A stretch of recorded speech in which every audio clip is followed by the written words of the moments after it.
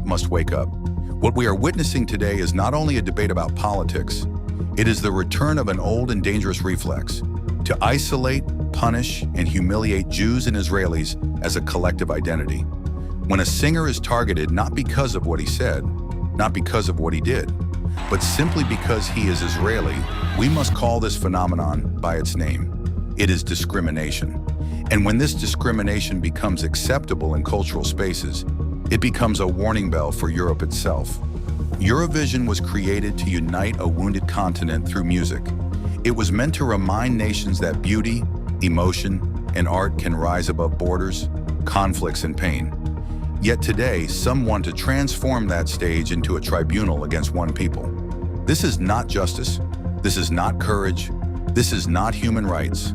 European governments must act with clarity and responsibility. They must protect Jewish communities.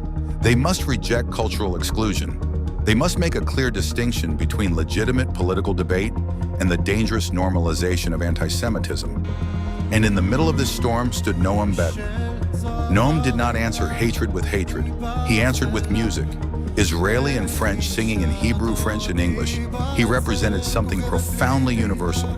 He brought to the stage emotion, elegance, vulnerability, and strength. He reminded millions that music can still cross borders, touch hearts, and speak to our shared humanity.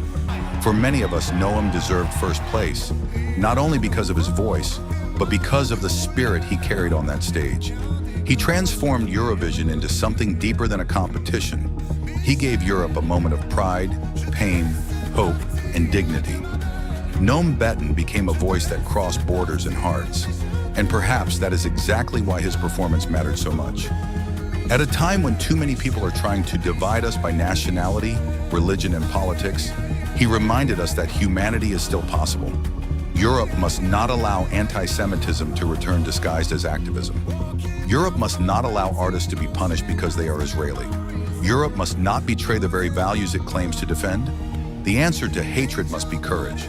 The answer to exclusion must be dignity. And the answer to darkness must be voices like Noam Bettan's. Voices that bring light, emotion, and hope.